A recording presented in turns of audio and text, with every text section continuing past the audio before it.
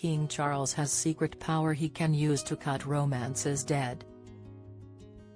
King Charles has the power to make or break royal marriages, and his authority could one day affect the future romantic relationships of his young grandchildren.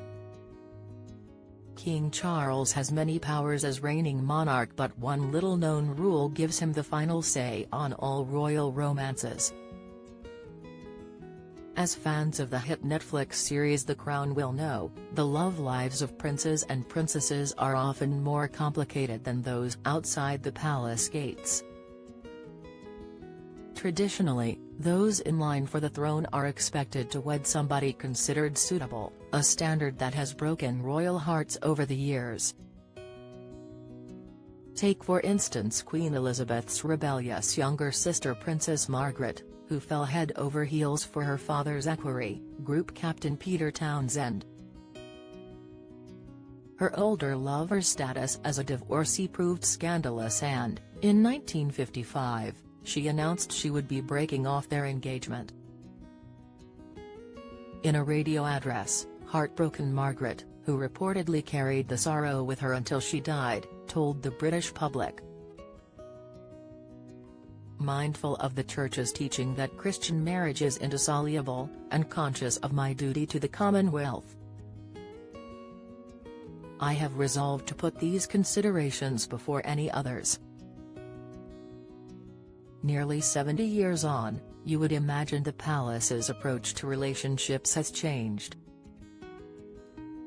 And with a commoner in line to become the future queen, it's clear there has been some relative modernization.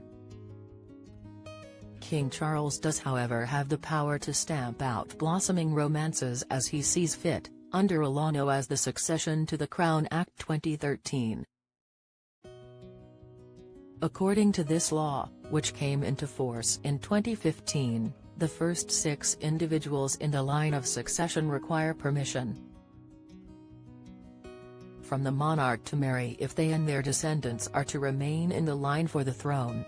In accordance with the Act, King Charles could, theoretically, put a stop to the future marriage choices of his grandchildren, Prince George, Princess Charlotte, Prince Louis, and Prince Archie.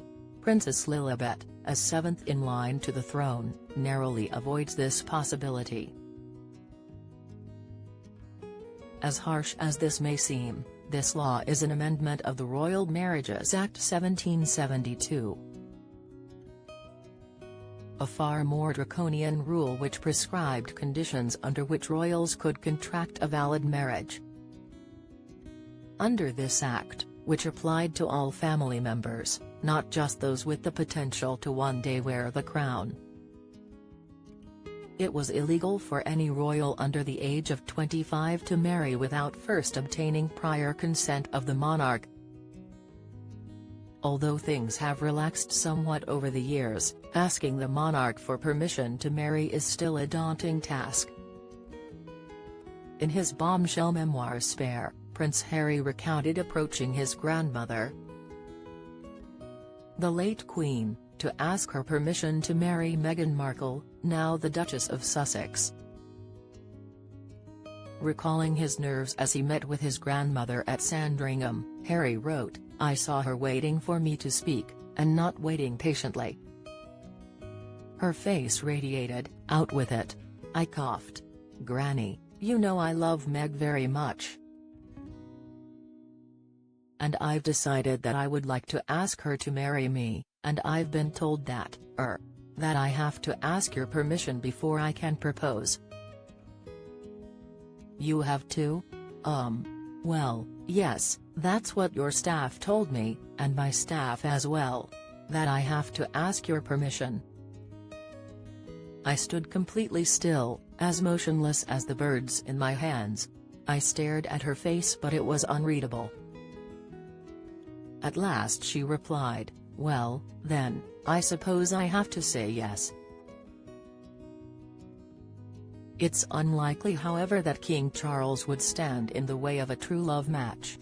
His first marriage to Princess Diana was, famously, not a happy one. with Charles' heart already belonging to Queen Camilla, who in her younger years was deemed unsuitable for the role of royal bride. Back in April, the couple celebrated 19 years of marriage, having weathered many ups and downs together.